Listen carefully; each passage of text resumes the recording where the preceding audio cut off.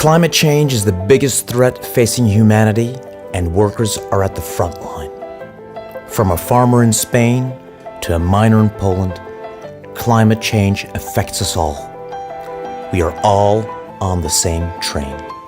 We know changes are needed to tackle climate change, but how can this be done in a way that's fair to all of us and doesn't threaten workers' rights and quality jobs? The climate change train left its platform in the 18th century with the Industrial Revolution.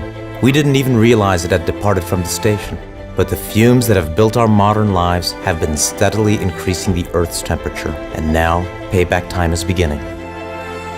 If we carry on increasing the Earth's temperature above 2 degrees, we multiply the consequences we are already suffering. We could become one of the 300,000 people, including those in tourism and infrastructure builders, who will be affected each year by flooding. We could be a farmer struggling with acres of thirsty crops.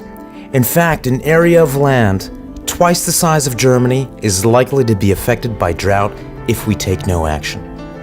We could be a firefighter or a wood factory worker affected by the wildfires that are expected to burn 800,000 hectares of forest in Europe. Or we could become one of the over 100,000 people, including port workers, traffic wardens, or aquaculture workers, who will meet early deaths each year due to respiratory diseases, heat stroke, or waterborne diseases. Of course, climate change will have different impacts depending on where you live. Southern and Central Europe will see more intense heat waves, forest fires, and droughts. The Mediterranean will become tinder dry, while Northern Europe will become wetter and more prone to flooding. Global warming will also impact the economy.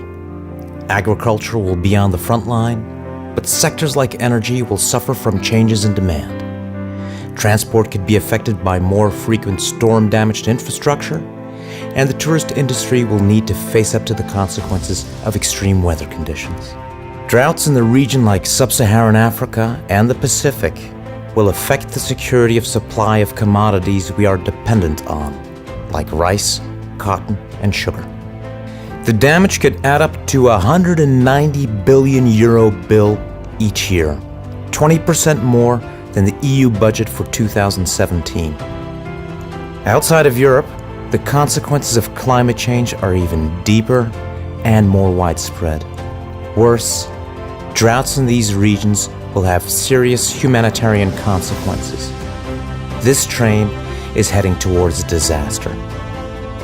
But we could travel along the low emissions pathway, one where emissions peak before 2020, the only way to give the planet the chance to keep the below 2 degrees goal. The world's decision makers have taken a step in the right direction.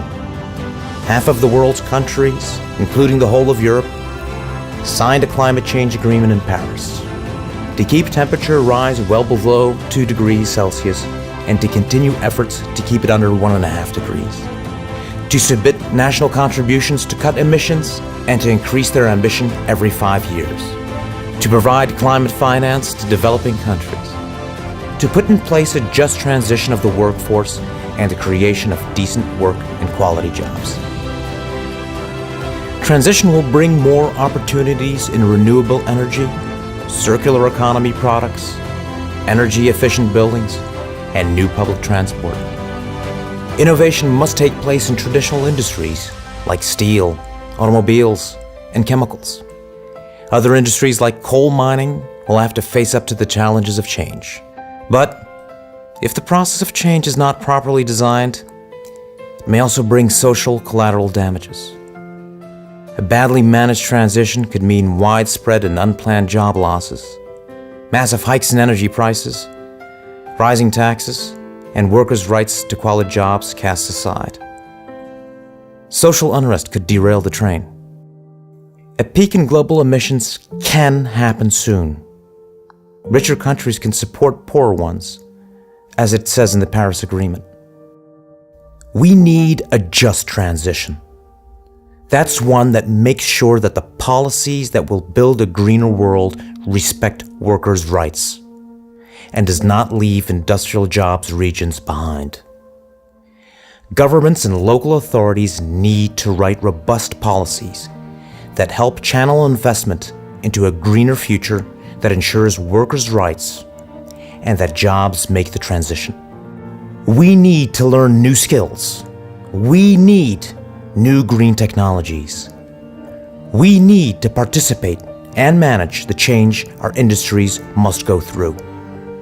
This means social dialogue within enterprises and at regional, national, and sectorial levels, enhancing the social protection system and strengthening our rights so nobody is left behind. Trade unions will be backing workers all the way throughout this change, listening to their concerns, building consensus, and striving to ensure that workers have access to quality, secure jobs. With workers' rights respected and quality jobs, we can keep our train on the green track and meet the climate change goal set in Paris.